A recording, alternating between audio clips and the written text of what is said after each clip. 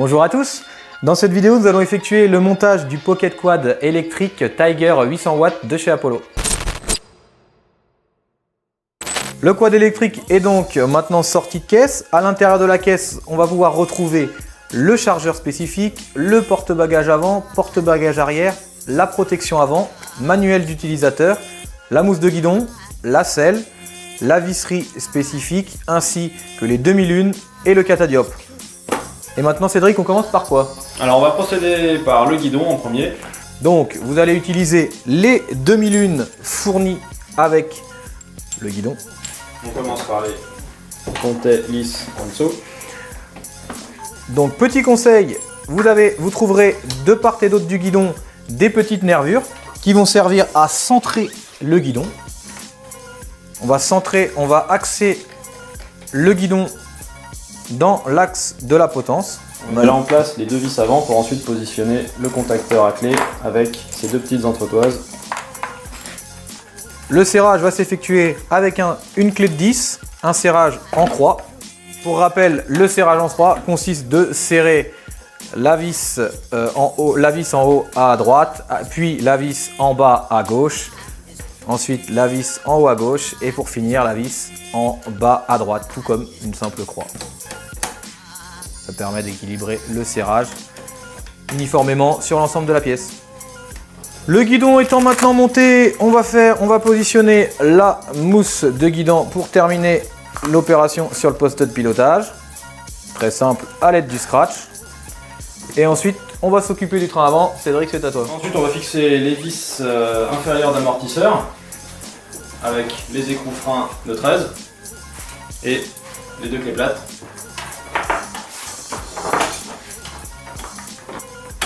Clé plate de 10, clé plate de 13.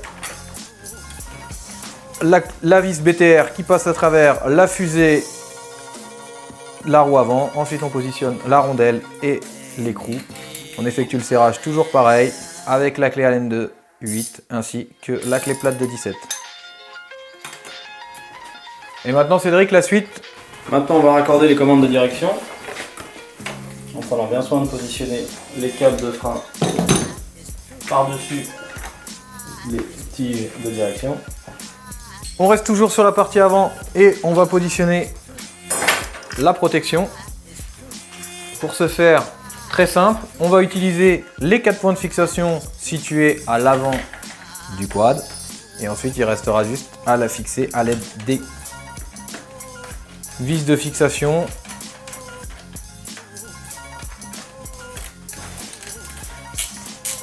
Là encore, on conseille de prépositionner. On va passer le porte-bagages, la protection, la vis, la rondelle, puis l'écrou.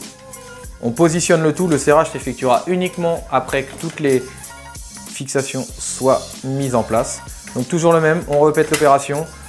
Le porte-bagages monté en extérieur, la protection, la vis, la rondelle, puis l'écrou. Et le dernier point de fixation consiste à fixer le porte-bagages sur le devant du quad. Pour ce faire, on va utiliser les grandes vis qui vont passer à travers le porte-bagages, l'entretoise de couleur noire fournie et on viendra placer l'écrou en dessous. Le porte-bagages et la protection avant étant assemblés tous les deux ensemble, on peut procéder au serrage de l'ensemble en commençant d'abord par la fixation supérieure. On va d'abord fixer le porte-bagages au niveau de la fixation supérieure, puis on va fixer l'ensemble porte-bagages protection. Pour ce faire, on utilisera la clé Allen de 5 ainsi que la clé plate de 10. Et enfin, on viendra serrer la protection sur le cadre à l'aide de la clé de 10, très simple. On vérifiera donc que l'ensemble des 6 fixations soit serré.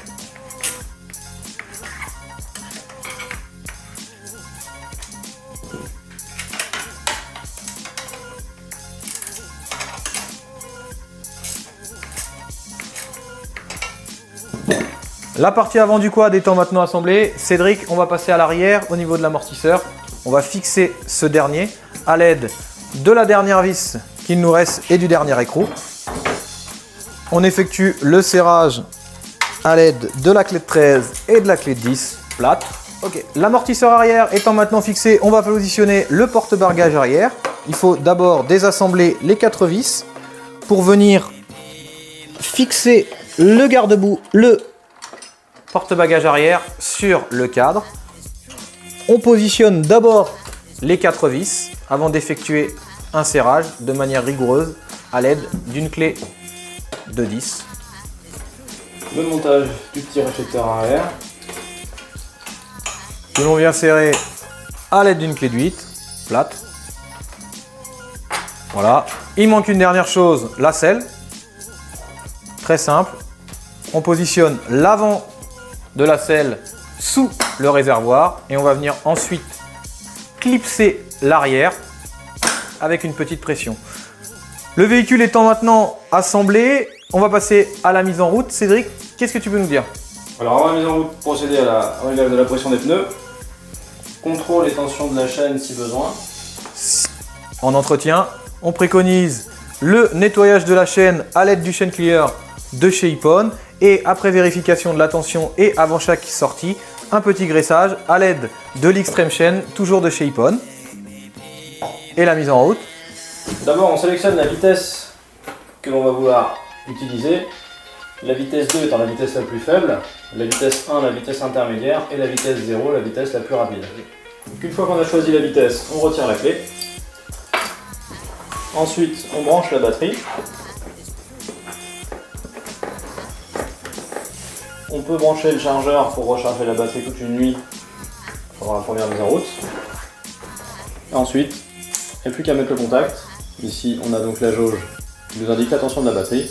Le commutateur ici qui permet de choisir entre la marche avant ou la marche arrière.